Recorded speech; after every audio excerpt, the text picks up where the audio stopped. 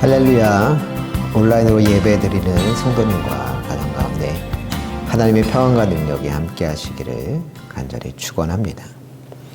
오늘 본문 누가복음 22장 54절로 62절까지의 본문은 베드로의 인생에 있어 결코 지워질 수 없는 실수에 관한 이야기입니다.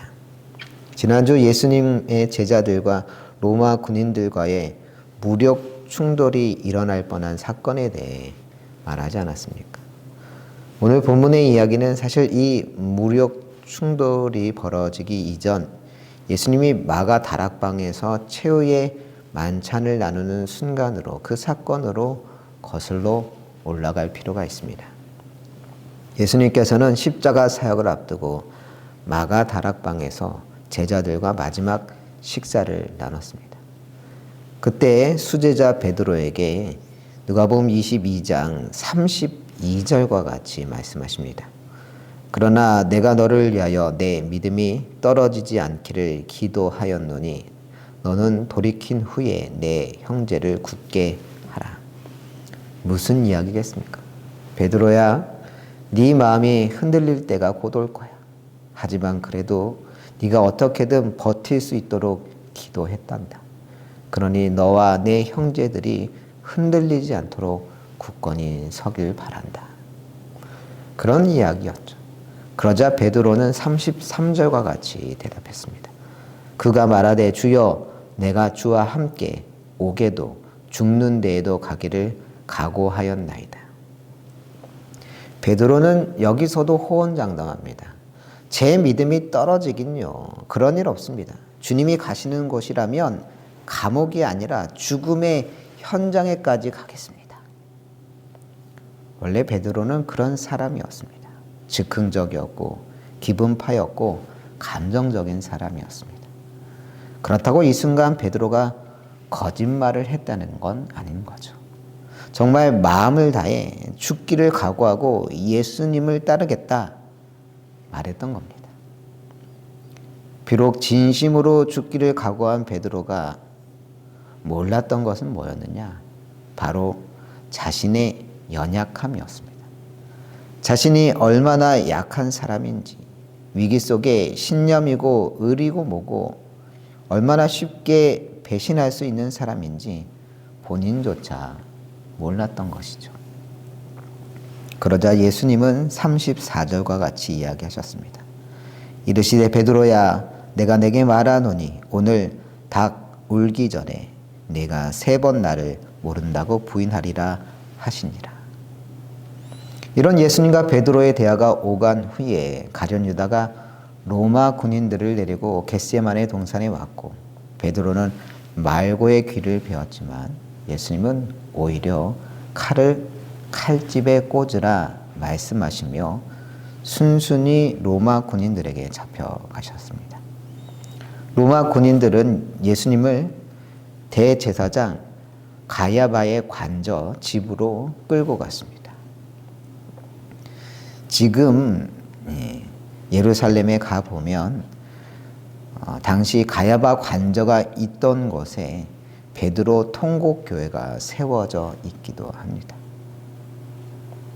그렇게 예수님이 가야바 관저로 가는 동안 베드로는 주와 함께 오게도 죽는 데에도 가겠다고 다짐했던 것처럼 예수님의 뒤를 졸졸졸졸 따라가게 됩니다. 그런데 그때 한 여종이 베드로를 알아봤습니다. 본문 56절입니다. 한 여종이 베드로의 불빛을 향하여 앉은 것을 보고 주목하여 이르되 이 사람도 그와 함께 있었느니라 하니 베드로는 깜짝 놀랐습니다. 여기서 이 밤에 자신을 알아보는 사람이 있을 거라 생각하지 못했던 것이죠. 급한 마음에 베드로는 57절과 같이 대답했습니다. 베드로가 부인하여 이르되 이 여자여 내가 그를 알지 못하노라 하더라. 그렇게 위기를 벗어나는가 싶었지만 그게 끝이 아니었습니다. 58절입니다. 조금 후에 다른 사람이 보고 이르되 너도 그 도당이라 하거늘 베드로가 이르되 이 사람아 나는 아니로라 하더라.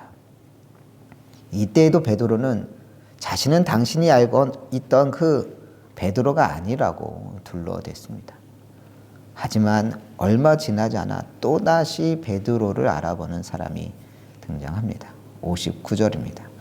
1시간쯤 있다가 또 한 사람이 장담하여 이르되 이는 갈릴리 사람이니 참으로 그와 함께 있었느니라. 이 세 번째 사람은 장담까지 했습니다. 확실하다는 것이죠. 이 사람이 예수를 따르던 무리에 속한 사람이라고 분명하다고 내가 자신 있게 이야기할 수 있다고 확신한다고 말했던 겁니다. 그러자 베드로는 또다시 한번 주님을 부인합니다. 60절입니다. 베드로가 이르되 이 사람아 나는 내가 하는 말을 알지 못하노라고 아직 말하고 있을 때에 닭이 울더라. 나는 내가 하는 말을 알지 못하노라고 이야기할 때 뭐가 울었다고요? 닭이 울었습니다. 베드로는 두려웠을 겁니다. 자신의 스승 예수조차 개처럼 끌려다니는데 그의 제자인 것이 발각된다면 자신의 목숨을 보장할 수 없는 일이라고 생각했던 것이죠. 그래서 더욱 필사적으로 저주하고 맹세까지 하면서 예수님을 부인했던 겁니다. 그런데 그 순간 하필 예수님의 말씀처럼 닭이 울었던 것이죠. 베드로는 닭 울음소리를 듣자마자 주의 말씀이 떠올랐습니다. 오늘 닭 울기 전에 네가 3번 나를 부인하리라. 닭 울음소리와 함께 자신의 목숨 하나 건져보겠다고 스승을 3번이나 부인한 초라한 자신의 모습이 눈에 들어왔습니다. 그래서 베드로는 밖으로 뛰쳐나가 어떻게 했느냐. 62절 함께 읽겠습니다. 밖에 나가서 힘이 통곡하니라. 베드로는 왜 이리 쉽게 무너진 것일까요? 처음 각오는 얼마나 멋졌습니까? 옥에도 죽는 데에도 가기를 각오했는데 말이죠. 베드로의 이런 모습을 보며 우리 자신이 얼마나 나약하고 연약한 존재인가 깨달을 수 있습니다. 여러분이라면 어떨 것 같습니까? 베드로보다 더 잘할 자신이 있습니까? 쉽게 단정하지 마십시오. 사람 일 모르는 겁니다. 정말 그 상황이 돼봐야 알 수 있는 겁니다. 이따금 우리는 우리가 얼마나 연약한지 잊어버리고는 합니다. 우리가 얼마나 잘 넘어지는지, 우리가 얼마나 잘 실패하는지 잊어버리고는 합니다. 그래서 내 인생에는 실패란 없을 것처럼 생각하다 조그마한 실패에 너무나 크게 낙심하고 좌절하곤 합니다. 중요한 것은 무엇일까요? 중요한 것은 실패했다는 게 아닙니다. 중요한 것은 실패했을 때 우리가 어떻게 대처하느냐, 이게 가장 중요한 일입니다. 최근 읽은 책 중에 일론 머스크라고 하는 책이 있습니다. 세계에서 가장 많이 팔리는 전기 자동차 업체 테슬라의 CEO 일론 머스크의 일생을 담은 전기 책입니다. 총 760페이지에 이르는 벽돌같이 두꺼운 책이지만 어렵지 않고 흥미로운 내용으로 되어 있어서 지난주 말씀을 준비하면서 다 완독할 수 있었습니다. 이 책을 읽으면 읽을수록 일론 머스크라는 사람이 정말 대단히 특이한 사람이라는 생각이 들었습니다. 외적으로도 일론 머스크는 전기 자동차 테슬라뿐만 아니라 우주선 스페이스X를 제작하고 뉴럴링크라고 하는 인공지능 사업을 하고 X라고 이름을 변경한 SNS 대명사 트위터를 인수하기도 했습니다. 현재 세계에서 가장 재산이 많은 부자로 그의 재산만 해도 얼마가 되느냐? 우리나라 돈으로 471조라고 합니다. 그럼 일론 머스크는 어떻게 해서 이런 엄청난 성공을 이룰 수 있었느냐? 가장 먼저 눈에 띄는 건 위험, 바로 리스크에 대한 그의 태도입니다. 보통 사람이라면 무엇보다 리스크를 줄이려고 어떻게든 노력하지 않습니까? 아무리 작은 구멍가게를 운영한다 하더라도 위험 부담을 최소한으로 해 안정적으로 운영하는 게 제일 목표일 텐데 일론 머스크라고 하는 사람은 오히려 정반대로 운영을 했습니다. 위험 부담을 극한으로 몰고 가는 겁니다. 하이 리스크 하이 리턴이라고 위험 부담이 클수록 성공했을 때 얻는 이익이 크다는 말처럼 그는 리스크를 극한까지 몰고 가면서 그 일을 결국에는 성공시킴으로 엄청난 성공과 이익을 얻어내곤 했습니다. 이게 말이 쉽지. 보통 사람이라면 리스크로 인해 오는 스트레스 때문에 견디지 못하고 말 겁니다. 그래서 일론 머스크의 전기를 읽으며 계속 드는 생각은 나라면 절대 이렇게 살지 못할 것 같다. 그런 생각이었습니다.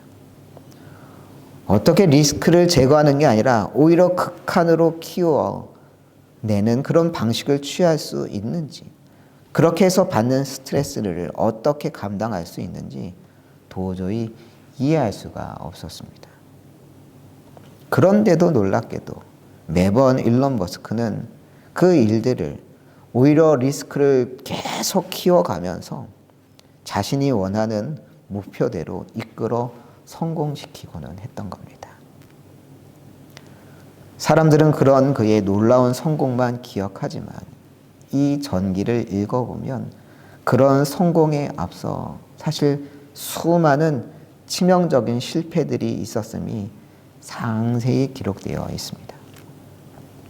76페이지의 머스크 전기 마지막에 등장하는 사건도 그의 실패에 관한 에피소드였습니다. 2023년 4월 20일 일론 머스크는 달과 화성으로 갈 대형 우주선 스타쉽의 첫 번째 발사 실험을 하게 됩니다. 발사는 성공적인 듯 보였습니다. 33개의 모터가 잘 작동되어 이륙을 시작했던 겁니다. 하지만 발사 직후 2개의 모터가 작동되지 않았고 이후 엔진 2개가 추가로 폭발하게 됩니다. 로켓은 계속 상승하고 있었지만 원하던 궤도에 이르지 못할 것이 분명했고 피해를 최소한으로 하기 위하여 위험하지 않은 바다 위를 날고 있을 때 로켓을 일부러 작폭시켜야 했습니다. 실제로 발사 후 3분 10초경 관제센터에서는 자폭 신호를 보냈고 이 스타쉽은 공중에서 폭발하였습니다. 누구나 이런 상황이라면 좌절하고 낙심하는 것이 정상일 텐데 머스크는 관제실로 들어와 이 상황을 지켜보고 있었던 스태프들에게 말했습니다. 잘했습니다. 처음으로 궤도 진입시키는 데에는 잘못될 수 있는 것들이 많기 마련입니다. 사실 우리의 목표는 로켓이 발사대를 떠나 눈에 안 보이는 곳에 도달하는 거였습니다.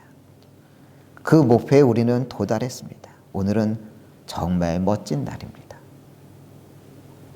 그 이야기를 듣고 관제실에 있던 사람들은 박수를 치기 시작했고 자신들이 성취한 것과 배운 것에 대해서 기뻐했다고 합니다. 이상하지 않습니까? 엄청난 시간과 에너지 그리고 막대한 돈을 들여 발사한 로켓이 결국 3분 10초 만에 공중에서 폭발하고 말았는데 함께 기뻐하다니 어떻게 그럴 수 있었을까요? 로켓 하나 폭발했다고 우주로 가는 여정이 실패했다고 생각하지 않았기 때문입니다. 비록 지금까지의 애씀이 한순간에 제로 변하는 건 가슴 아픈 일이지만 그러한 실패 가운데서도 성취한 것이 있고 배운 것이 있기에 분명 다음 도전은 이전보다 나을 것이라 결국에는 원대한 꿈을 이루리라 믿었기 때문에 눈앞에서 로켓이 폭발하는 모습을 지켜봤지만 오히려 배운 것이 있다고 우리는 성취했다고 나름의 목표를 이루었다고 기뻐할 수 있었던 겁니다. 실제로 머스크는 이후에 계속해서 스타쉽 발사 실험을 도전해 벌써 올해 들어 6번째 지구 궤도 시험 비행에 성공했고 지난 5차 때 10월에는 젓가락 팔을 이용해서 발사한 로켓을 회수하는 데 성공하여서 전 세계 사람들을 놀라게 하기도 했습니다. 그렇습니다. 실수는 누구나 할 수 있습니다. 우리 역시 실패할 수도 있는 겁니다. 하지만 중요한 것은 실패를 넘어서는 일입니다. 입시에 실패했다고 내 인생까지 실패한 게 아닙니다. 사업에 실패했다고 내 인생까지 실패한 게 아닙니다. 그러기에 아무리 심하게 넘어져도 다시 일어설 수 있다면 그 실패는 성공을 위한 디딤돌이 될 수 있는 겁니다. 하지만 넘어졌다고 다시 일어서지 못한다면 그 실패는 몰락이 되어 버리는 겁니다. 본문 사건 이후 베드로는 어떻게 되었을까요? 62절에 기록된 것처럼 즉시 밖으로 뛰쳐나가 심히 통곡했다고 하지 않습니까? 베드로는 너무나 부끄러워 고개조차 들 수 없었던 것입니다. 자신의 모습이 너무나 한심하고 창피해 그곳에 더 이상 있을 수가 없었던 겁니다. 그래서 자리를 박차고 나와 울고 또 울었던 것이죠. 이때 베드로의 눈물은 진심이었던 겁니다. 어떻게 그것을 알 수 있느냐? 이후 베드로의 삶과 그의 최후를 보면 알 수가 있습니다. 황금전설이라고 하는 책에 베드로의 최후에 관해 알려주는 내용이 있습니다. 베드로는 네로 황제로부터 십자가형을 선고받자 집행관들에게 이렇게 부탁했다고 합니다. 그리스도는 하늘에서 땅으로 내려오셔서 십자가에 똑바로 달리셨습니다. 그러나 나는 땅에서 하늘로 올라가는 영광을 입었으니 내 머리는 땅을 가리키고 다리는 하늘을 향해야 마땅합니다. 그리고 나는 주님과 똑같은 모습으로 십자가에 달릴 자격이 없으니 십자가를 돌려서 내 머리가 아래로 오도록 나를 매달아 주십시오. 무슨 이야기입니까? 자신처럼 부족한 자가 예수님과 똑같은 모습으로 죽을 수는 없으니 십자가에 매달더라도 거꾸로 매달아 자기를 죽여달라라고 했던 겁니다. 그의 간청대로 베드로는 십자가에 거꾸로 매달려 그곳에서 순교하게 됩니다. 베드로는 어떻게 이런 감격적인 순교자적인 최후를 맞이할 수 있었겠습니까? 비록 그가 치명적인 실수와 잘못을 저질렀지만 베드로는 진심을 다한 눈물의 회개를 통하여 죄사함을 얻고 거듭났기 때문인 겁니다. 하지만 예수님의 모든 제자들이 베드로와 같이 실패 후에 다시 회복되는 놀라운 감격을 누린 것은 아니었습니다. 베드로와 정반대되는 인물이 있습니다. 바로 가룟 유다입니다. 가룟 유다는 씻을 수 없는 실패를 저지른 후에 베드로와는 전혀 다른 결론에 다다르게 됩니다. 물론 가룟 유다는 베드로와 비교가 안 될 정도로 치명적인 죄를 저질렀습니다.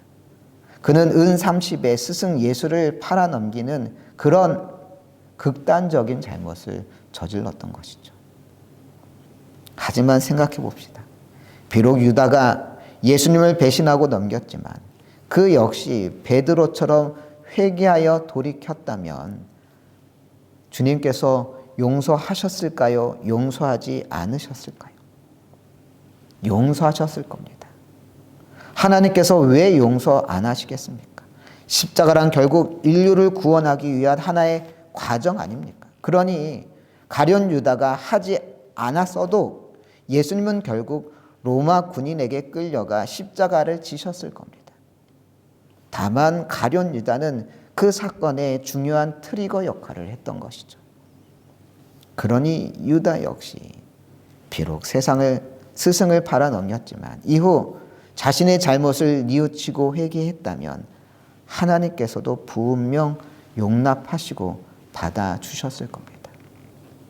하지만 안타깝게도 유다는 자신이 저지른 죄 때문에 괴로워했지만 돌이켜서 회개에 이르지는 못했습니다. 그저 자신의 행동을 끝없이 후회하고 후회하다가 깊은 후회의 수렁에 빠져 나오지 못하고 결국 스스로 목숨을 버리고 맙니다. 마태복음 27장 5절에 보면 유다가 은을 성소에 던져놓고 물러가서 스스로 목베어 죽은지라 라고 증언하고 있습니다. 결국 가룟 유다는 주님께 용서받는 길로 가지 않고 가장 안 좋은 방법으로 자신의 삶을 마감했던 겁니다. 우리가 얼마나 큰 죄를 저질렀느냐가 중요한 것이 아닙니다. 하나님이 용서하지 못할 죄가 있겠습니까? 그렇지 않습니다. 왜냐하면 아무리 강력한 죄라 하더라도 하나님보다 강력할 수는 없는 일인 겁니다. 그래서 바울 사도는 로마서 8장 39절에서 말합니다. 높음이나 깊음이나 다른 어떤 피조물이라도 우리를 우리 주 그리스도 예수 안에 있는 하나님의 사랑에서 끊을 수 없느니라. 그 어떤 것도 우리를 향한 하나님의 사랑에서 끊을 수 있는 것은 없다고 하지 않았습니까? 죄 많은 우리에게 이제 필요한 것은 진심으로 회개하여 하나님의 그 큰 사랑 안에 거하는 것인 줄로 믿습니다. 우리가 얼마나 심각한 죄를 저질렀는지, 얼마나 악랄한 죄를 범했는지가 중요한 게 아니라 그 죄를 돌이켜 진정으로 회개하여 주 안에 거하면 주님께서 큰 사랑으로 우리를 용서하시고 받아주시는 줄로 믿습니다. 이영자라고 하는 개그맨이 있습니다. 2019년 데뷔 27년 만에 대국민 토크쇼 안녕하세요로 예능 대상을 차지한 바가 있습니다. 수상하면서 그녀는 이렇게 수상 소감을 밝히기도 했습니다. 먼저 끝까지 누가 뭐래도 나를 포기하지 않게 기둥이 되어주신 하나님께 감사드립니다. 이런 이영자 씨가 얼마 전 군 부대를 방문하여 강연했다고 합니다. 강연을 시작하면서 이영자 씨는 살면서 가장 힘들었던 것은 주변 상황이나 환경이 아니라 자신도 모르게 왜곡된 열등감이었다고 이야기했습니다. 어렸을 때 부모님이 생선 가게를 했기 때문에 비린내 난다는 게 그녀의 큰 컴플렉스였다는 겁니다. 누군가 옆에서 냄새만 맡아도 기죽었던 어린 시절, 놀림 받을까 봐 늘 자신에게 비린내 나는지 안 나는지 확인했다는 겁니다. 컴플렉스가 생긴 또 다른 이유는 자신이 딸이었기 때문이었습니다. 그녀의 어머니는 유난히 남아 선호 사상이 강했습니다. 그래서 이영자는 닭다리가 그렇게 맛있는 줄 커서야 알았다고 합니다. 왜냐하면 언제나 닭다리는 오빠 거였고 닭 날개는 아버지 거, 이영자에게는 늘 닭 목만 이렇게 주어질 뿐이었다는 겁니다. 그러다 보니 자신이 여자라는 것에 대해서 늘 위축이 되었습니다. 누가 자신을 좋아한다고 하면 너무 어색하고 민망해했고, 특히 남자가 좋아한다 그러면 돈이 필요해서 저런 말 하는 건가? 이런 생각부터 먼저 들었다는 겁니다. 그러면서 이영자 씨는 그곳에 모여있는 병사들에게 부탁했습니다. 군 복무 중 오히려 스스로에게 집중해서 자신에게 물어보라고, 내 열등감이 무엇인지 찾아내서 박살냈으면 좋겠다고. 열등감을 떨쳐내야 스스로 망가지지 않는다고. 이영자 씨는 열등감에 사로잡혀 있던 어린 시절 다짐했다고 했습니다. 꼭 성공해서 혼자 닭 한 마리 다 먹으리라. 그런 다짐이 정말 이영자 씨의 원동력이었다고 말합니다. 닭 한 마리 다 먹으려면 돈을 벌어야 했기 때문에 정말 열심히 살았다고. 그러면서 끝으로 토끼와 거북이 이야기에 대해서 이영자 씨는 말했습니다. 거북이는 왜 토끼와 경주한다고 했을까요? 사실 누가 봐도 거북이는 토끼랑 상대가 안 되잖아요. 질게 뻔한 경기에 왜 거북이는 참가했을까요? 왜냐하면 거북이는 실패에 대한 컴플렉스가 없었기 때문이에요.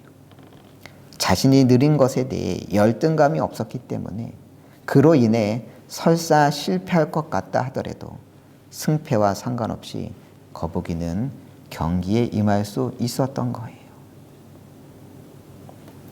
이영자 씨의 토끼와 거북이 이야기를 들으며 많은 것을 느낄 수 있었습니다. 그녀의 말처럼 거북이가 열등감에 빠져 실패에 대한 두려움에 사로잡혀 있었다면 결코 토끼와 시합하려 하지 않았을 겁니다. 하지만 실패하더라도 그 실패를 두려워하지 않았기 때문에 자신이 느리다는 것에 사로잡혀 있지 않았기 때문에 거북이는 당당히 경주에 임했던 것입니다. 지난 수요일 오전이었습니다. 교회 유선 전화기로 전화가 걸려왔습니다. 박광훈 성도님의 요양보호사인데 박광훈 성도님이 지금 바른 요양병원에 계시다고, 오늘 혹시 시간이 되면 오실 수 있냐고 그런 전화였습니다. 전화를 받으며 정말 다행이다 라는 생각이 들었습니다. 왜냐하면 11월 초 박광훈 성도님이 크게 다쳐서 연세기독병원에 입원하셨다는 이야기까지만 듣고 더 이상 소식을 못 듣고 있었기 때문입니다. 병실도 일반 병실이 아니라 중환자실이라 면회도 안 된다고 해서 가보지도 못하고 그저 기도만 할 뿐이었는데 한 달 만에 요양병원에 입원해 계신다는 소식을 듣게 되었기 때문에 한 걸음에 그 요양병원으로 달려갔습니다. 병실로 갔더니 박광훈 성도님이 깜짝 놀란 표정으로 맞아주시더군요. 그러면서 더듬더듬 천천히 이야기하셨습니다. 목사님, 제가 너무 잘못했어요. 너무 늦게 예수님을 믿었어요. 더 젊을 때 예수님 믿고 신앙생활 제대로 했어야 하는데 그 좋은 시절에 죄만 짓다가 이렇게 되었네요. 그렇게 말씀하시면서 박광훈 성도님이 눈물을 흘리며 두둑한 서류 봉투 하나를 저에게 주시는 겁니다. 그러면서 말씀하십니다. 목사님, 이거 헌금하려고 1,000원짜리로 바꿨던 거예요.